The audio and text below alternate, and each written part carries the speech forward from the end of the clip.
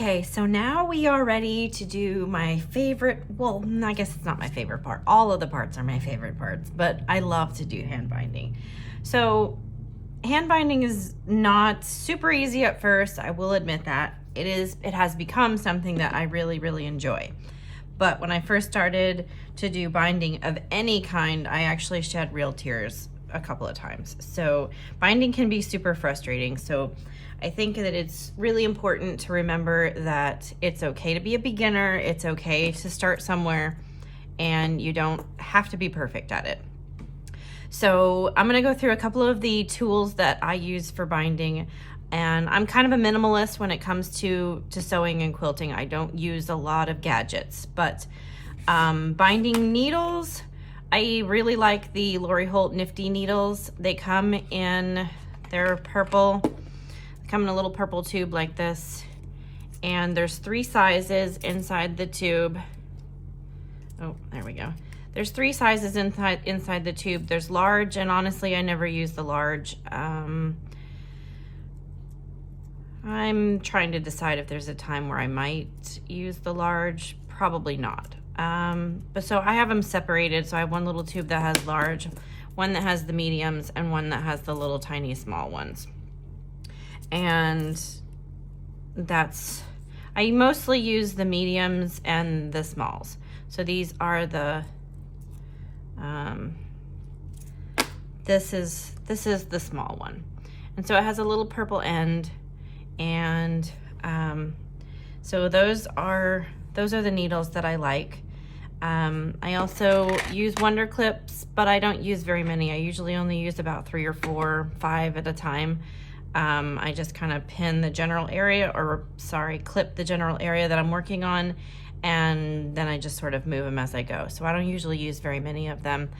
I do use the Clover thimble, these little leather ones. They are my favorite, and I buy a lot of them. So I have several. I did try this one that has the little, the coin thimble, but I have pretty small fingers, and so the medium is just too big. And so I need to find a small. I didn't see a small the last time that I ordered them. So I also like that kind. I'm sure I would like that kind because I always wear a hole right here in the bottom of them. So if I can find a small, I would really like those. And then I use my Ganger scissors and Clover,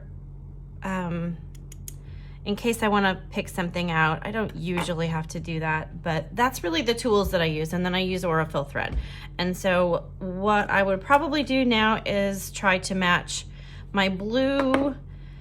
I usually try to match the binding, not the backing, but it just sort of depends. Since these are both kind of dark, I probably will use this one. So those can all kind of go out of the way.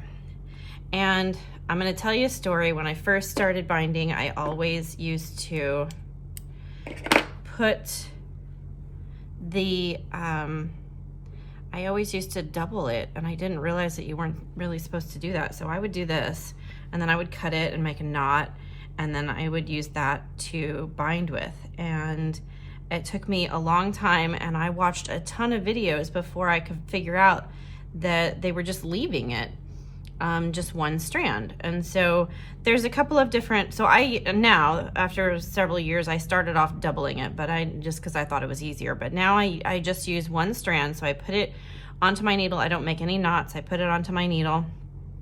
And then it's important not to make it too long or it gets a little bit knotted up. I've been doing this a long time, so I usually kind of push the envelope a little bit and make it really way too long. So that's what I'm gonna do. So I just cut it, and I don't put a knot on the end of it. I just leave it exactly like that. And so I usually have just a little tail. So it's gone through the needle one time, and then it's got a little tail. And it takes a little getting used to make sure that your tail doesn't get too close and you don't have it fall off your needle, but this is how I do it.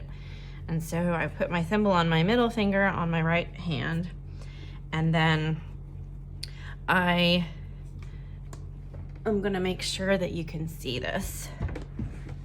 Oops, I'm gonna bring the camera in just a little bit.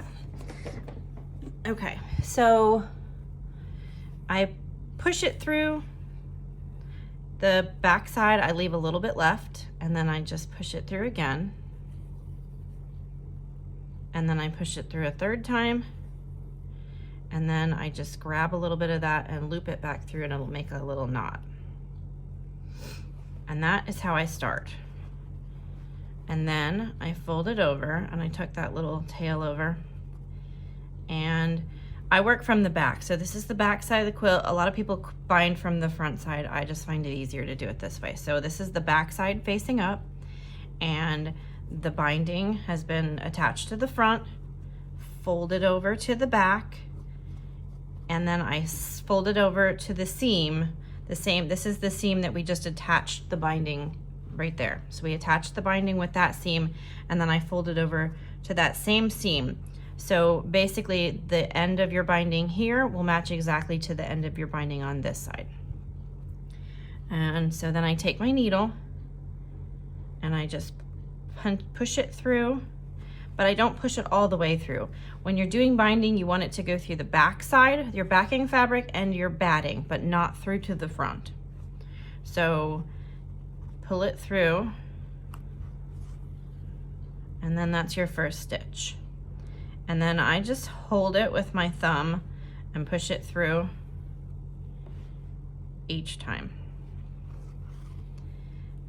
It depends. In the very beginning, I usually do my stitches kind of close together, but I usually do about that distance. So there's where the thread is, and there's where my needle goes through. And so with this bias binding that we made, it folds over very naturally. So you don't really have to push it too much. And so as you go, that's why I keep a scissors around, because I usually try to trim off any crazy threads that are sticking out as I go. And then, so I put my needle through right underneath where my needle came out, and then push it through. And so we're staying right on the very edge of the binding the whole time. And so you're pushing through right underneath, and then it's coming out just a little ways over, and we're not getting the front. So that's what the front looks like, and we haven't poked through anywhere. And so we just keep on trucking. And going around these curves with this bias binding, you might want to keep your stitches small, but this is a table runner, so it's really not going to be it's not like you're going to be snuggling it or anything. And there's where we did that seam, so there's a little more bulk right there. And over any of the seams, I usually try to do my stitches pretty small.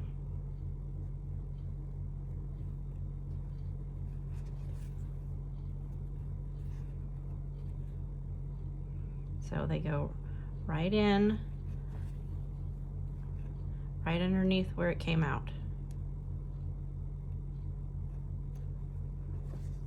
And so I just keep my finger and my thumb, my hand just holding this side. And then I just work it in, and I usually come out right in front of my fingernail. A lot of times I'll have scratch marks on my fingernail from doing so much binding. Okay, so there we've gone that far. I'm gonna put a clip on here just to show you. So I usually put the flat part of the clip. The colored part I usually put on the front because it's kind of rounded, and then I like the clear part to go on the back where I'm working. There's no real reason for that. It's just my own preference. And then I usually put a clip where I started, just because I like to be able to look to see how much I have left. So I usually keep one there at the beginning. And so since this one is really small, it's a great project to start learning binding or anything that's small like this. So I think in the first video we talked about how we trimmed, how I took the scissors after I trimmed it 1/4 of an inch away. I took the scissors and I just trimmed around some of the edges, and I left a few on here just so I could kind of show you, but I did trim around the points and down inside some of the points, because if you try to pull that all the way down, some of the areas might be a little bit thick. So as I go, if I need to just trim just a little bit, it might make your curves look a little bit better. Well, that wasn't a very good example of how to trim it nicely, and I almost chopped my finger off. But anyway, now it kind of comes over, and you can even put a little, since this is the seam that we want to not snip into, you can even snip in a couple of little times, and that'll kind of just help it so that you can move it around a little bit.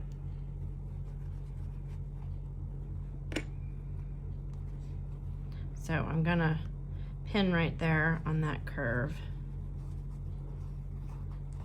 And this might be another curve that I wanna snip into.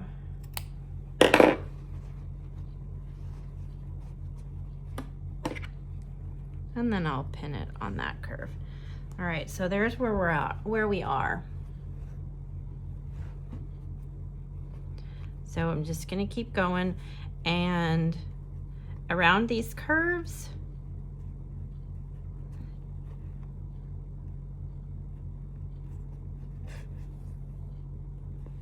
they might make a little bit of a bunch on some of the curves, but it will be okay.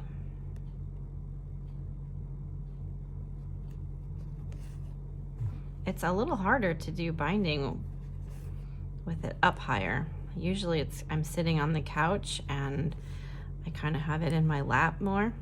So it's a slightly different angle than I'm used to, and but I want to try to get as close to the camera as I can.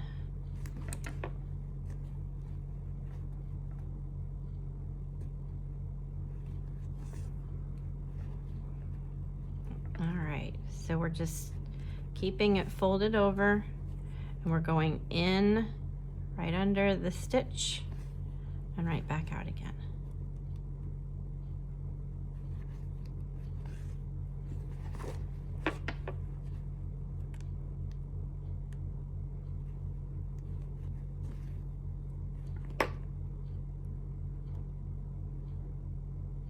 And then once in a while I flip back over to make sure that I haven't missed anything, or that there aren't, that one's a little extra that I will trim off. But just to make sure that there's no spots that I missed or something weird on the other side. And so like I said in the beginning, I don't usually use very many pins. I just kind of move them as I go, because I just don't like to spend the time to sit and pin the whole thing. I think to me, it seems like a waste of time, because I'm going to be touching every part of it anyway.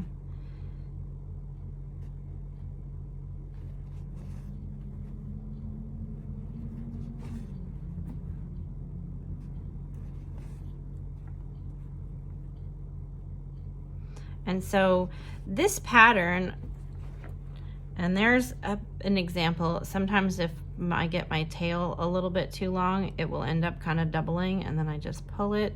So I usually try to keep about that much of my tail going.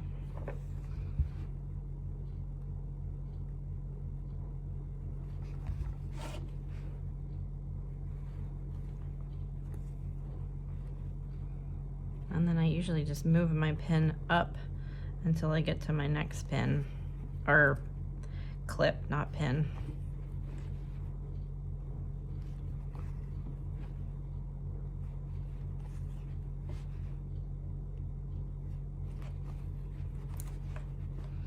And then we'll turn it a little.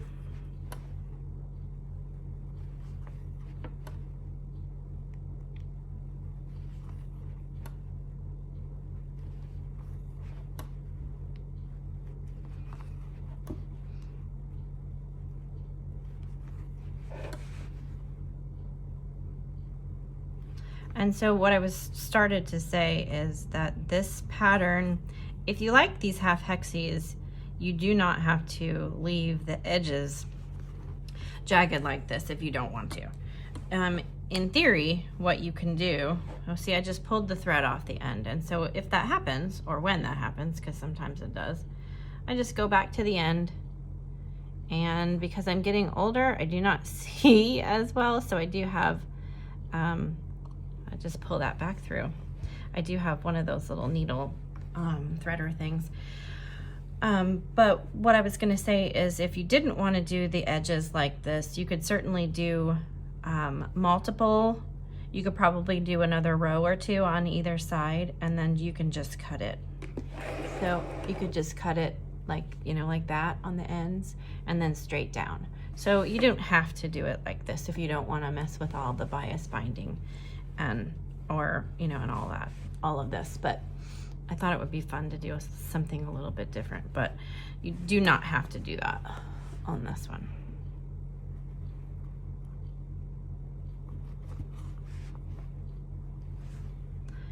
So, like I said, it's really just going around, and the bias binding kind of does it. You really, when you get to the edge, if you just kind of pull it, it'll straighten it out long enough for you to do that little part.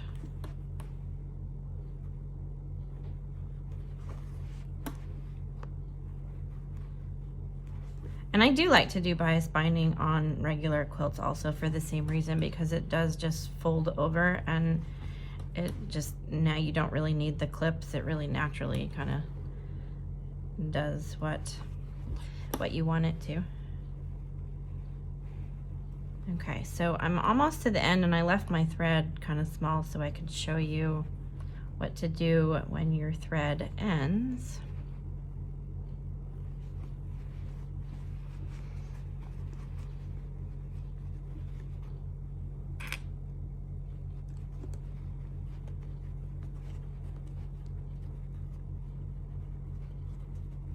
And sometimes if you have a little bit too much in there, you just kind of wiggle it around. I have a weird little fold there. If you just kind of wiggle it around, it will sort of fix itself.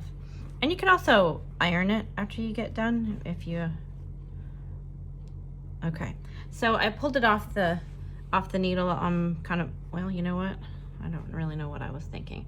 So in order to show you this, I need to put I was thinking I was going to be all slick and show you. Okay, so what I do to end it if my thread is, when my thread runs out, is I leave it like that, and then I take my needle and I put it in right next to where it came out at.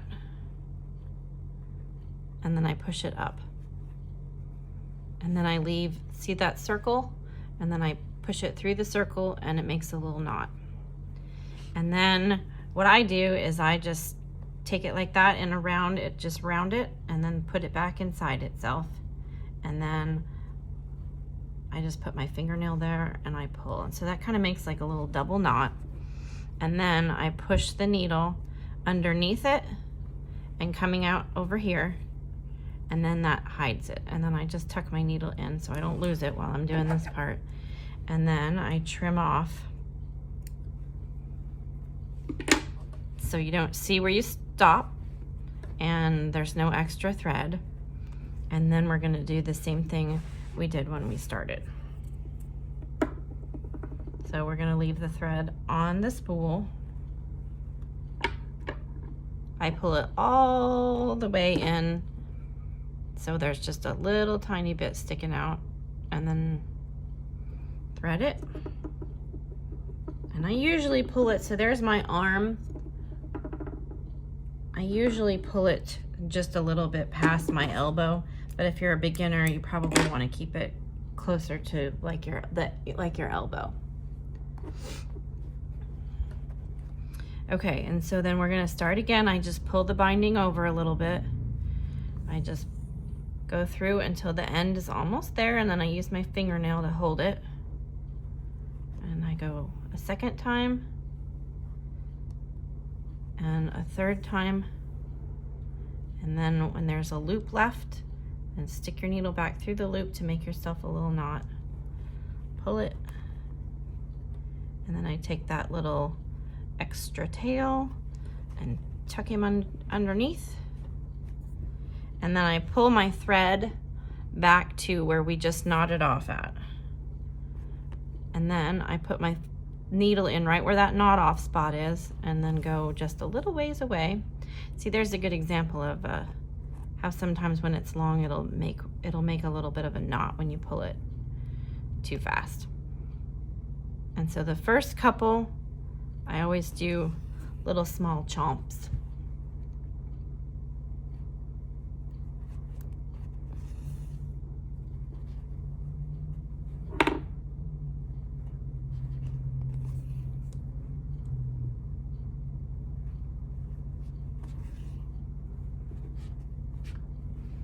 I'm about to lose stuff here.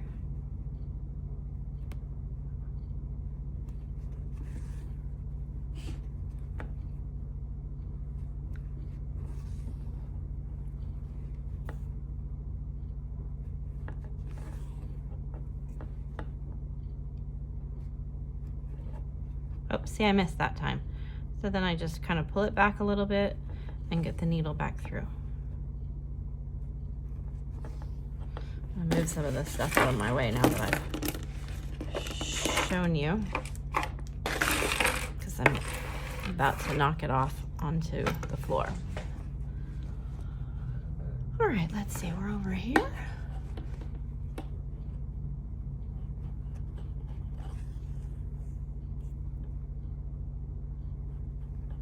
So there's no, again, there's it pulling a knot, and if you just pull it back, you can usually unknot it.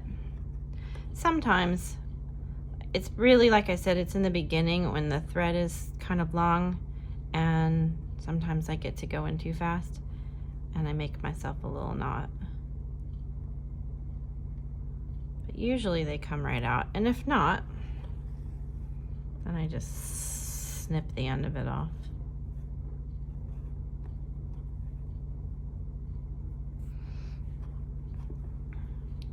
So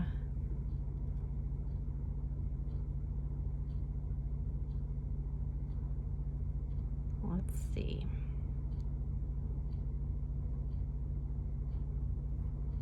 There we go.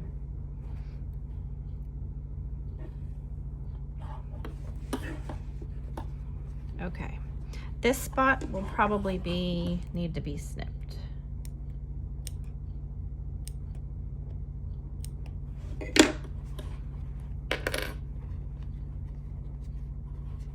And see if you flatten it out there.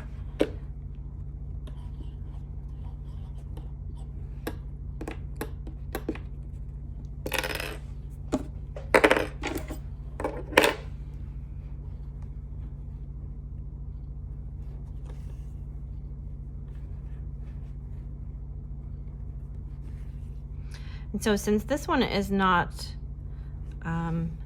like a typical square or rectangle quilt, you don't have the 4 corners. You just have a whole bunch of curves. So there's really nothing else to show except just you'll have to start and stop your thread a couple more times. And then you're gonna end just like I just showed you, ending each time. So once you get to the very end,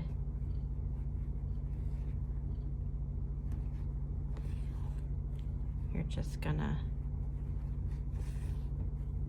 do the same thing. Okay, so I am going to keep going, and I'll meet you on the end.